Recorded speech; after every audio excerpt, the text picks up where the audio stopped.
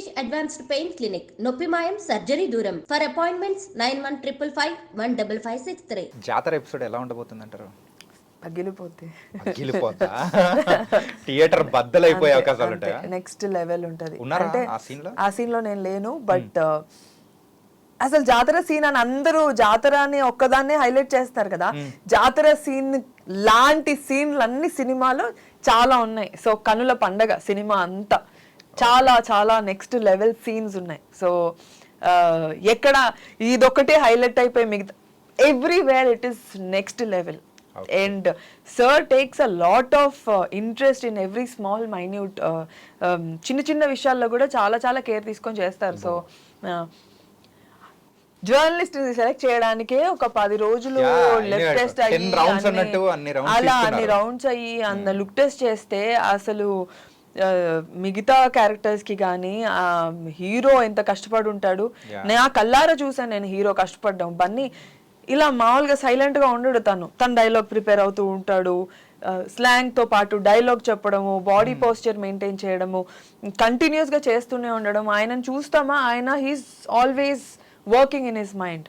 So ఇలా కదా actor ఉండాలి, ఇలా కదా ఆయన వర్క్ చేస్తే ఇలా కదా ఉండాలి అని చెప్పి నాకు after meeting him, after working with him, I felt a lot of like I got inspired from him. మరి అలా ఎప్పుడైనా చేసావా? అలా నేను చేయలేనేమో, అసలు అంతలాగే నేను చేయలేనేమో. నాకు తెలిసి నాకంటూ ఒక ప్రాక్టీస్ టైం వేరు ఉంటుంది, చేసే టైం వేరు ఉంటుంది. But sir is beyond that, Bunny is beyond that. He's cool, he's so lovable, he's very good, ఇంకా ప్యాషనేట్ ఇన్ వర్క్ పరంగా. సూపర్. 1కి మించి 2 ఉండబోతుంది. ఆఫ్ కోర్స్, ఇంకా ఇప్పుడు 1కి మించి అన్నీ ఉన్నాయిగా, అలాగే ఇది కూడా ఉంటుంది, 100% ఉంటుంది. ఇంకో హైలైట్ ఏంటంటే పుష్ప 2 అనేటప్పటికి ఆయన లుక్, సో ఆ చీర వేసుకొని వచ్చి ఆ జాతర ఎపిసోడ్ కానీ, ఆ జాతర ఎపిసోడ్లో మీరేమన్నా ఇన్వాల్వ్మెంట్ ఏమన్నా ఉందా? చేసామండి, అందులో ఒక సాంగ్ చేసాం, జాతర సాంగ్ ఒకటి చేసాం. జాతర సాంగ్ అది చేసాం, కూడా ఫుల్ మాసా. అది నెక్స్ట్ లెవెల్లో ఉంటుందండి. అంటే ఎలా అంటే ఒక పూనకాలు వచ్చేస్తాయి, ఒక ట్రాన్స్లోకి వెళ్ళిపోతాం మనం, ఒక తెలియకుండా ఒక ట్రాన్స్లోకి వెళ్ళిపోతాం మనం. అలా ఉంటుంది.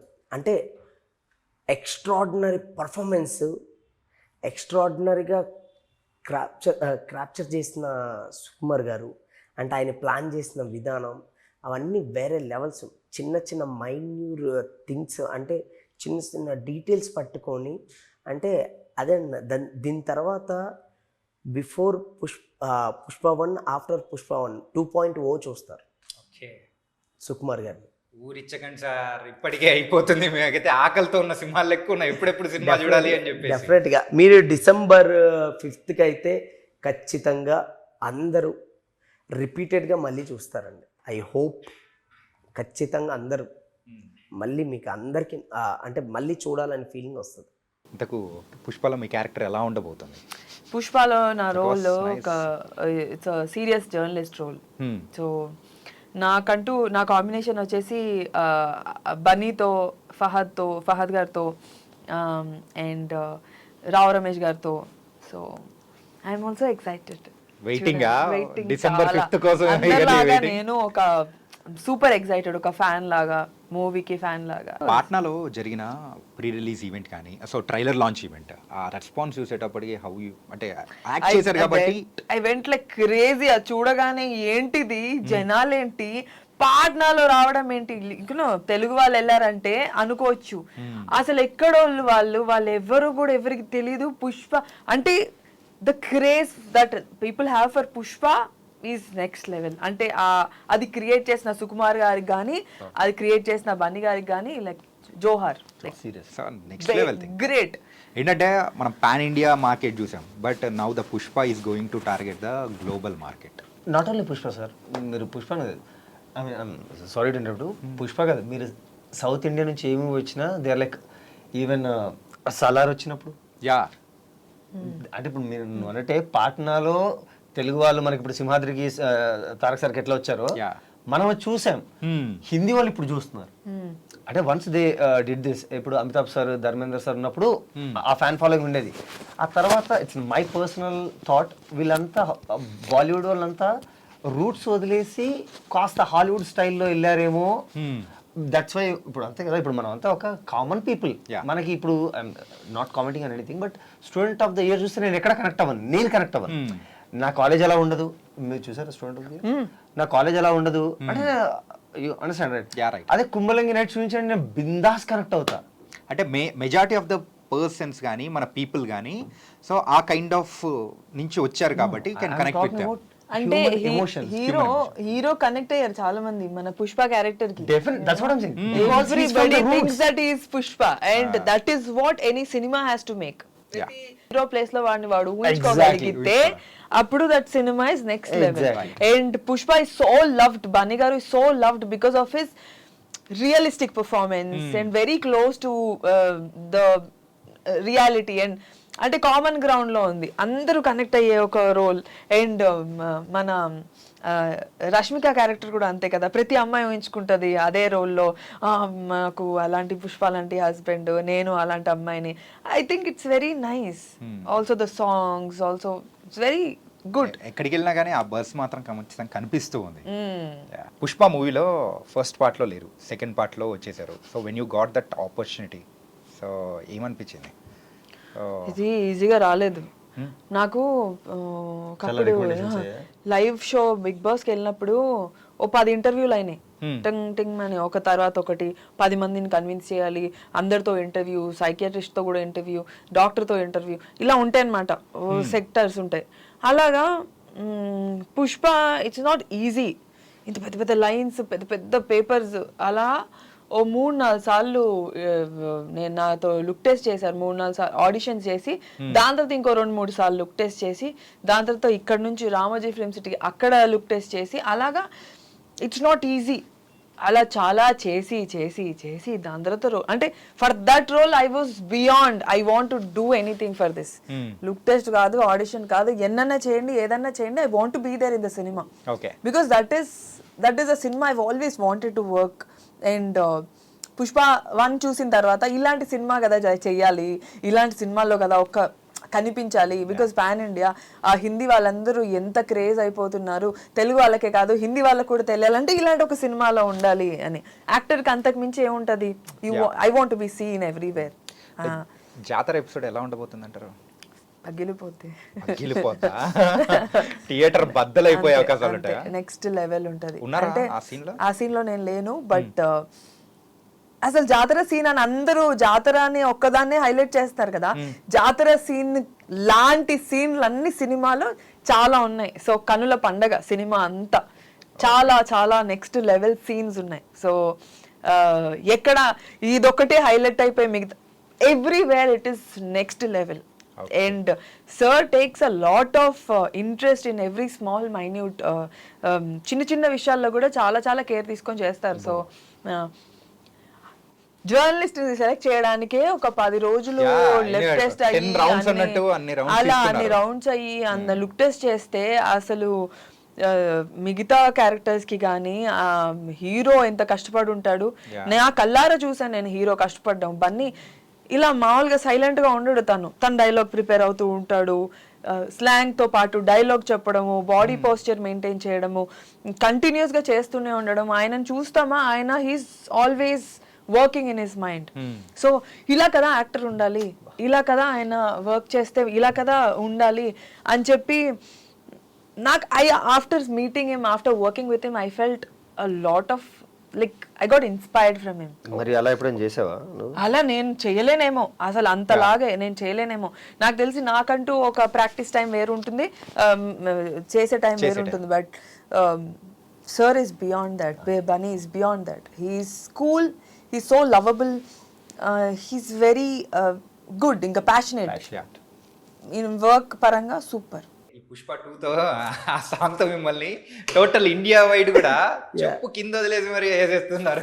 అసలు అంటే నాకు చాలా మెమొరబుల్ మూమెంట్స్ అండి అసలు. అంటే ఈవెన్ షూ మూమెంట్ చేసినప్పుడు అవ్వని, అండ్ ఫోన్ మూమెంట్ చేసినప్పుడు బన్నీ సార్ ఆ చేస్తూ చేస్తూ ఫోన్ ఇలా పట్టుకొని టక్కన అలా పట్టుకొని నీ ఏమనుకున్నాంటే జారిపోయిందేమో అని అనుకున్నాం, టక్కన అలా పట్టుకొని లైన్లో ఉండరా అని చెప్పి మళ్ళీ మూమెంట్ చేస్తే అసలు అందరూ సెట్ క్లాస్ అసలు.